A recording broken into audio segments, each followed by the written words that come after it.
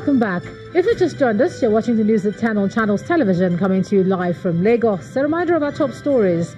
Strike by members of the Academic Staff Union of Universities continues as the meeting between the union and government is rescheduled for next week after failure to reach a deal. Nigeria Labour Congress asked its members to vote out any governor or political party that fails to honour the 30,000 naira minimum wage agreement. Kano State Governor Abdullahi Ganduje sues online news platform Daily Nigerian and its publisher for 3 billion naira over alleged libelous bribery story and videos. And British Prime Minister Theresa May defends new Brexit deal with the European Union, says it's in the UK's national interest.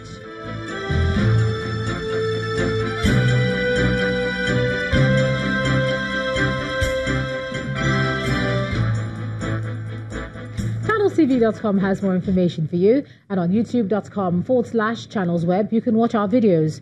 You can also watch us on your mobile device via your browser or download the Channels TV app for Android and iOS devices from their respective stores.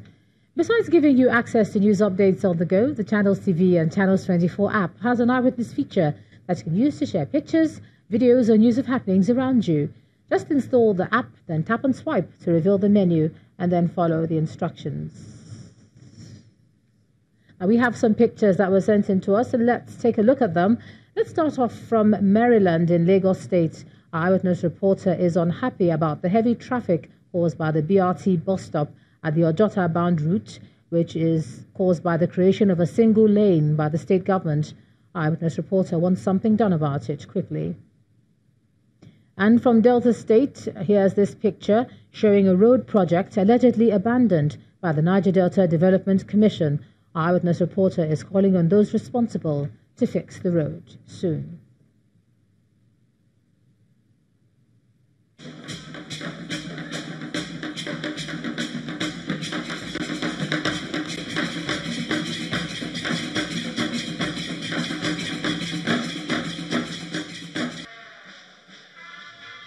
Now, President Muhammadu Buhari believes that a united Nigeria is possible with total commitment from all Nigerians.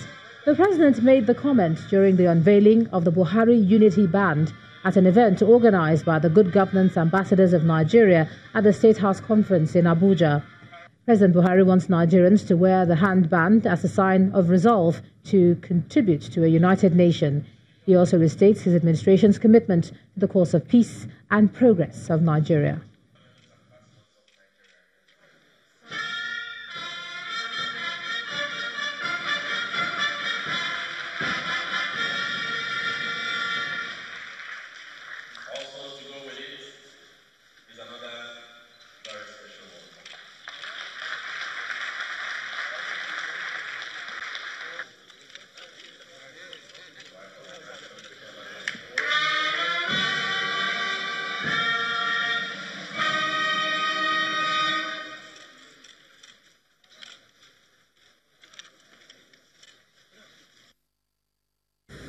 This occasion is part of our commitment to the sustenance of unity and mutual coexistence as one people, united by shared history and shared destiny.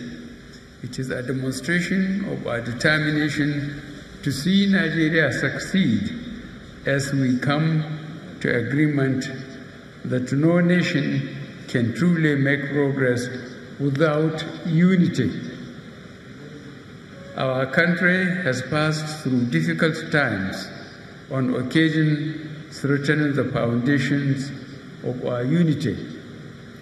But with the help of God, we have always emerged from each crisis stronger. There is no doubt that we still have pockets of issues that question our unity. But we are convinced that with the determination of all Nigerians, we shall remain strong and united. The Buhari Unity Band is a visual and token symbol of our resolve to live in unity as one and to preach the message of unity wherever we live. And just before the unveiling of the Unity Band, President Muhammadu Buhari played host to the President of Guinea-Bissau, Jose Mario Vaz, at the presidential villa in Abuja. President Vaz, who arrived at the nation's capital this morning, was received by President Muhammadu Buhari and other cabinet members. The visiting president says his visit is to seek advice from President Buhari regarding the postponed elections in Guinea-Bissau. He said the meeting held behind closed doors and it was very fruitful, and that he's encouraged by the counseling he received from President Buhari.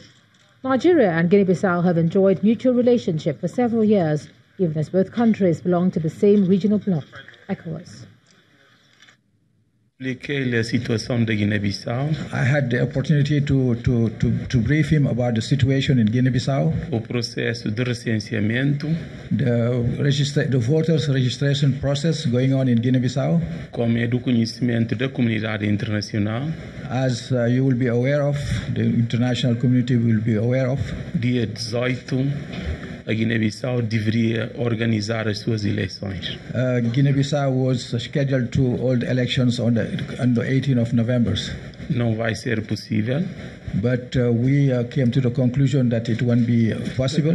Razões essas que eu vim discutir com o presidente da Conferência de Chefes de Estado da CEDEAO. That's the reason why I came to see my older brother, so that I can seek his advice and brief him about the situation. Saio daqui muito encorajado. I'm going back home very much encouraged.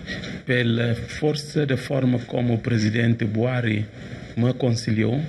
By the forceful and the way I was given some very important advice.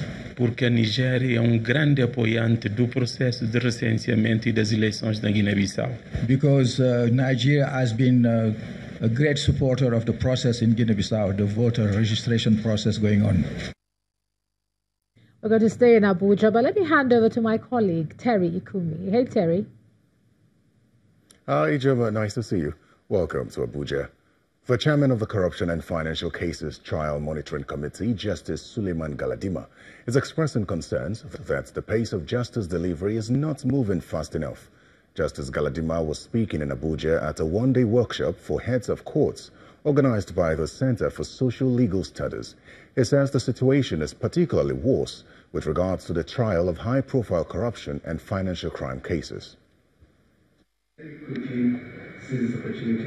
It's a brainstorming session as heads of courts converge in Abuja to discuss issues responsible for delay in the speedy trial of high-profile corruption cases. In a keynote address, the chairman of the Corruption and Financial Cases Trial Monitoring Committee challenges heads of courts to address factors militating against the speedy disposition of corruption cases. The prevalent practice under which political office holders and other high-profile defendants who were charged to court for several years ago are still undergoing trial due mainly to all manner of reasons, makes a mockery of our judicial process. The president of the Center for Social Legal Studies and convener of the workshop, who criticized the analog operations of the Nigerian judiciary, prefers solutions. To achieve the objectives of speedy trial, better working tools must be provided for the judges. We increased their work. We said they should sit from day to day. We loaded them with greater tasks, yet salary remains unchanged. The Chief Judge of the FCT High Court and a Justice of the Federal High Court shared their thoughts on the situation. The judiciary's tradition of bending backward in the name of exhibiting judicial maturity, exercising restraint because this is a hostile or high-profile accusation, and it is within the public domain, is being taken to the extreme. Most of these delays are hinged on the people, usually the defense. With the increased convictions recorded by the Economic and Financial Crimes Commission, politically exposed persons involved in high-profile corruption cases may soon have enough cause to worry. The House of Representatives has condemned the conduct of the Nigerian Maritime Administration and Safety Agency, NIMASA, and the companies involved in the over $300 million debt owed to the federal government. This follows efforts by the House Committee on Maritime Safety, Education and Administration to unravel the circumstances surrounding the money owed by some shipping agents and maritime operators. Our correspondent, Larry Lassisi, has the report. Members of the House of Representatives Committee on Maritime Safety and Administration at an investigative hearing on alleged fictitious contract awards and gross mismanagement of billions of naira by the Nigerian Maritime Administration and Safety Agency. Appearing before the committee are representatives of shipping agents and maritime operators who, according to the chairman, have questions to answer. Some of you have been holding federal government's money in your private accounts, doing businesses with them since 2004. And you are just supposed to collect, you're a receiver company on behalf of other shipping companies in this country. I see no reason why if a foreign company pays its dues to you, to your account, it now takes you so much pain to pay Nigeria back what is due to Nigeria. Then the questioning begins. The question is that you are indebted to the federal government of Nigeria to the tune of $172 million, yes or no? How much are you indebted to Nigeria? Mr. Chairman, I first of all say that this is just an unfortunate situation. If you can ask me that how much am I owing for this one, $151,000, I will say it's $3 million. $3 million. The other companies also state their case. According to the House, we're owing about $34 million. I would say that figure is not correct. From our reconciled accounts with NIMASA, as at February, we're currently owing about $10.5 million. Yes, we know we are owing NIMASA, and as at 16th of November 2016, we reconciled with them, which was the last reconciliation we had with NIMASA. We are owing $9.3 million US. The chairman brings the session to an end. We are Parliament, we are not going to go into conclusion, but we understand that there is fraud, there is wickedness on the part of you people and on the part of the agency that's supposed to be responsible to collect on behalf of Nigeria, and we must collect these monies back. The companies are expected to submit documents that will help their case, as the committee is expected to continue sitting in 1 week's time. Lanre Lassisi, Channels Television News. When the news at 10 returns, Lagos State wins 5th edition of the Lafarge African National Literacy Competition. Join us again.